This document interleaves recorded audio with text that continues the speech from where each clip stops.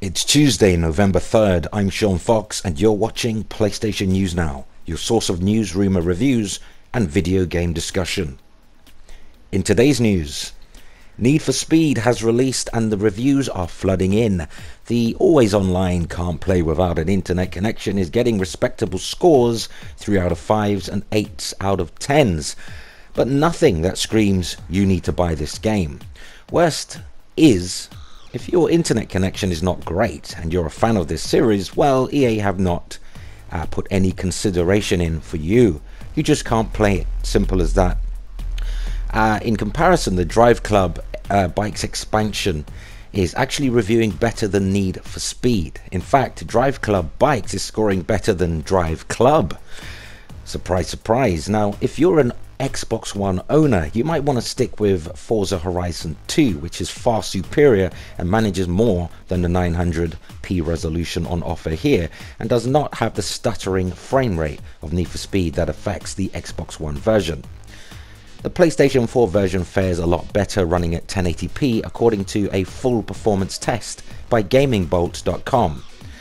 The results were the PlayStation 4 version runs at a native 1080p resolution compared to Xbox One's rendering resolution of 900p, and this obviously affects the results in that a better image of quality is on Sony's console. Now, both versions target a 30 frame per second experience, but the analysis showed far less drops on the PlayStation 4 compared to the Xbox One.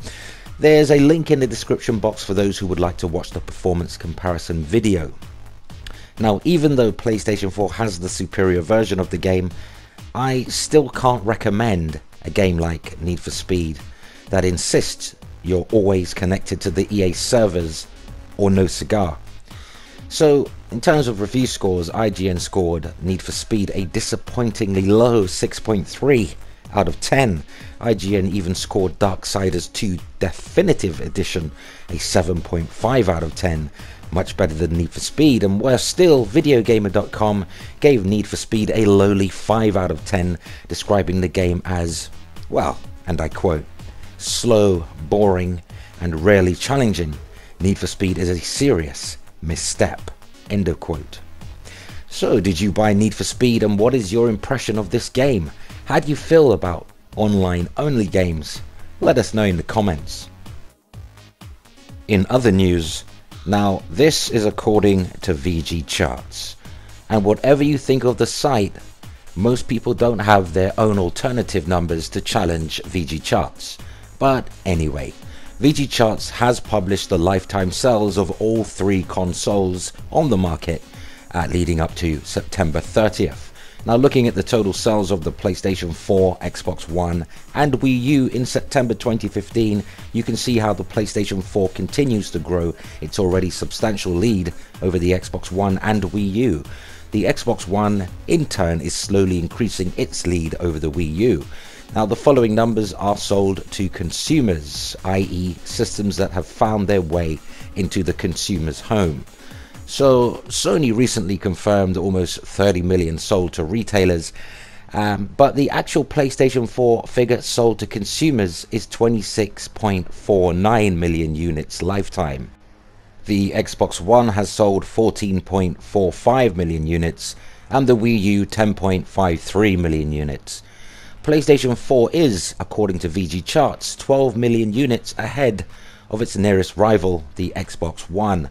The Xbox One is approximately 4 million units ahead of its nearest rival, the Wii U, and the Wii U is, well, the Wii U.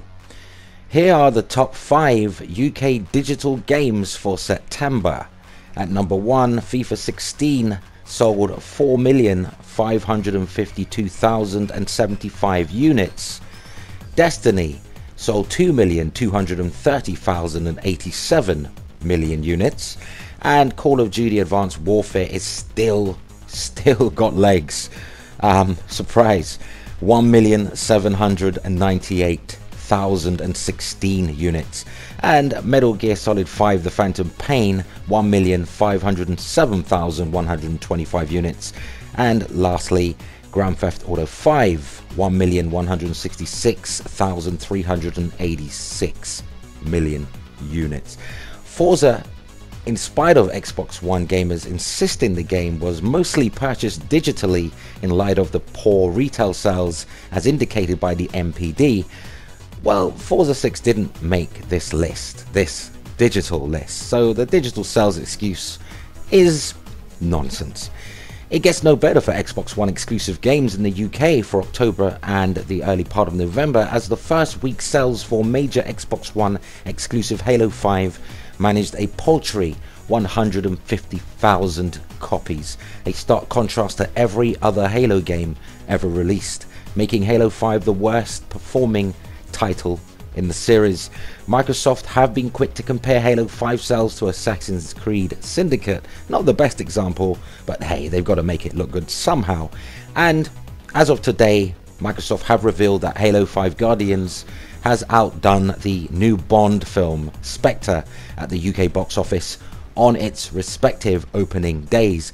The Xbox One title made 7.7 million on day one compared to Spectre's 6.3 million. Now, let's be realistic.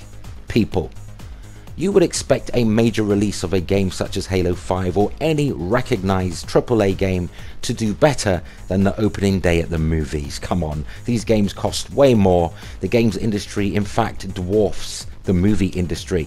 So really this is not the best measure of success, because in the UK a movie ticket cost anything from £11 to £18 depending on where you go, and Halo 5 costs more than 4 times the price of a movie ticket. But that's what Microsoft does, spin the numbers in a way that makes them look good. So if you go by Microsoft's own numbers, Halo 5 has to date sold 160,000 copies of Halo 5 in the UK in its first week. And now people are hating on Angry Joe just because he reviewed and rated Halo 5 6.5 out of 10. That don't impress me much. So you got the moves, but have you got the touch? Now don't get me wrong, yeah, I think you're alright. Love it. I think some pockets of the gaming community need to quit hyping up and boasting how great a certain console's exclusives are compared to PlayStation 4's, when you jokers are not even supporting your own exclusives. Which brings us to the end of the video. If you enjoyed the content, poke the like button. As usual, help us reach more PlayStation fans by sharing this video. We really appreciate your support.